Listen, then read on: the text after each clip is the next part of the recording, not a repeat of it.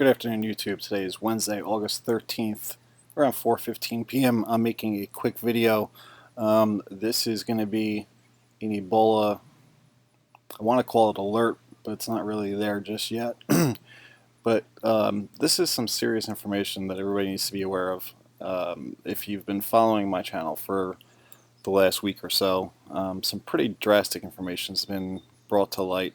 As well as if you follow my blog, or Saving the Truth movement has a blog too, actually a full website which is being redone under the direction of Jason Knight. So I'll put some links in the comments in the description box below, but that's not what this video is about. In talking with Jason, we were reviewing the transmission of Ebola. Some very disturbing information became readily apparent, and I'm going to go through that with you guys. Just a little look back in history. Let's go back to July 31st right here. July 31st, August 2nd, I'd actually taken this stance based on my medical knowledge and all of my 25 years experience about viral transmission, infection, etc. That Ebola was not going to be a huge problem. I actually did a video, it's still up, you can still see it. That was my stance as of August 2nd. I've since reversed that stance. I believe at this point Ebola does possess several factors, and the way that this virus appears to be spreading, which is very asymmetrical to where it should be spreading in a more clustered pattern, spreading outwards. It's not doing that. In fact, yesterday I posted a video, and let me show you which one.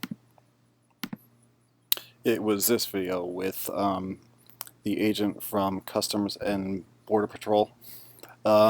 He actually reviewed the same thing that I just stated, that the virus of the Ebola virus, the one that's out in West Africa, appears to be as if it was planted in several different areas and then spreading outward from those three areas. It doesn't make sense, because normally with the Ebola virus, and historically this has been the case, I'll actually pull up a map for you so you can see it. You start with one small cluster area and it spreads outwards. In this scenario that we've had since March of this year, it's actually 3, 4, or 5 different epicenters, if you will, and they're spreading out from those locations. It doesn't make sense. This agent, Taylor, actually, his thinking is that it was actually planted there. I don't know that I would take it that far, but it looks that way. Okay, well, of course the map I'm looking for is no longer here, but this is actually a different one, just showing the distribution of Ebola hemorrhagic fever distribution from 1976 to 2014, showing that basically tight clusters, and most of the major outbreaks were in Congo. If you're going through, you can see the list off here to the right. Congo appeared to be the ones that had the most infections and mortalities. And right now they're saying 1176 is confirmed in the lab and 660 deaths. Again, these are only confirmed cases through laboratory confirmation. So what we're looking at is right here. Okay, so since that map is no longer available, let me just move on. The basic thing that we want to get across right now quickly, and there's going to be an article to follow that's going to give this information really pointed out clearly, is that essentially what's happening. The Ebola virus, in its natural habitat in Sudan or the tropics of Africa, it's basically suppressed in terms of transmission from person to person by the climate. And this is something that's found in this this journal article that was done August 1995 by Johnson, Jacks, White, and Jarling. It goes over actually how the virus is transmitted airborne in monkeys. This is in a lab setting. Now, why is this important? Well, this is important for a couple of reasons. First of all, is that it clearly demonstrates that Ebola is airborne transmittable. This is something that initially I was saying no, and I've reversed it since because I found too many articles to the contrary saying that yes, you can get it via the air. It's very easy to get through the air, as a matter of fact. The upper respiratory system and the bronchioles in the lungs seem to be where the Ebola virus seems to harbor. This is confirmed on histology reports. They see the Ebola virus antigens as well as pneumonia or pneumonitis or bronchitis, pulmonary edema, quite a few different conditions resulting from the Ebola virus when these monkeys actually inhaled microparticles of the virus. They did come down with the virus. They were symptomatic. They did have to be put to sleep, the ones that caught the virus, and the control group did not get the virus. So that tells you that the study was done properly. The monkeys that were exposed to the virus caught it. The ones that were not exposed to the virus didn't catch it, and the virus itself was lethal. It was also it was able to be replicated, so the study was valid. Okay, so this actually goes without a shadow of a doubt. Airborne transmission is possible. So now to the critical part, the climate of Africa itself.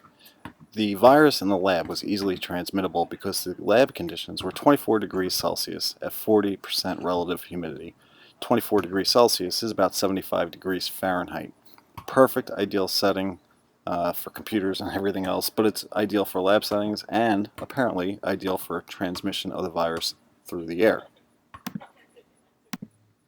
What this investigation also showed was that in the natural setting of the villages where the Ebola outbreak was in 1978, was that the transmission from person to person was not well established in the natural environment. And in Africa, the natural environment is above 75 degrees Fahrenheit with a relative humidity of about 90%. In fact, just to show you, this is a map of Africa right now, right today, with a relative humidity on the western part of Africa of about 90%. Now, this was in my video the other day. The travel restrictions, or guidelines rather, there are no restrictions, but the guidelines for travelers from the United States to those areas that are experiencing the Ebola virus right now, they're telling you to avoid hospitals where Ebola patients are being treated. Well, what do you find in hospitals? You find controlled environments. And generally what you're going to find in a hospital setting is a temperature between 72 to 76 degrees and a relative humidity of about 40 to 50%.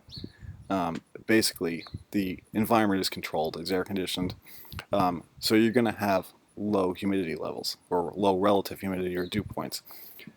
So therefore, that's probably why this statement now was put in there. I did that in my other video. I'll put a link to that as well, where I was describing some discrepancies I noted on the CDC website. This was one of them. This is starting to make sense now, because the ideal condition for transmission appears to be 75 degrees, 40% relative humidity. The problem, let's get to that.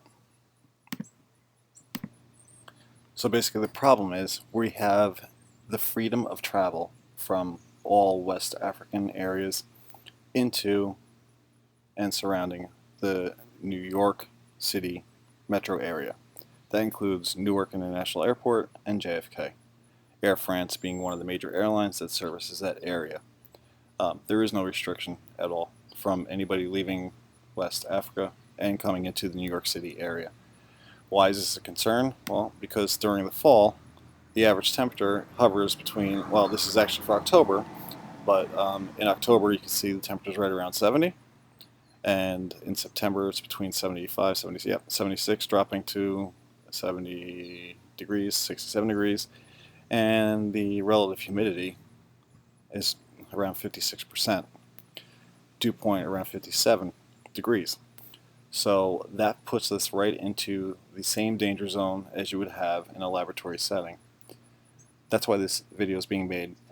The conditions for a perfect storm, as has been explained by a few people, and I'll put some links as soon as I get them. I'm doing this very quickly. But a perfect storm is actually brewing. All it's going to take is for a few travelers from West Africa to be infected with the virus, be asymptomatic, meaning they don't have symptoms currently, So they're able to get past any BS screening that's actually taking place on the West African side, able to get into America because they don't have symptoms on the American side. They're able to get into the New York City area by the fall when the temperatures hover between 70 and 75 degrees and the relative humidity and the dew points are around 45 to 57 degrees, and the relative humidity is between 56 and 90%, being really high. It's not usually 90%, it's generally somewhere right here, around 70%. So guys, that does set up a perfect storm. What else happens in September and October? We have back to school. We have a lot of more indoor activities. It's not going to take much for this to spark off just the right way. Now, what happens if I'm wrong? Well, what happens if I'm wrong? Nothing. Nothing happens. Absolutely nothing. You get to say I'm wrong. But if we're right, then it makes sense to take some precautions. And what those precautions are going to be is something we're working on, because I do think that there is a potential for this to spread a little bit quicker and a little bit easier than the CDC is actually saying.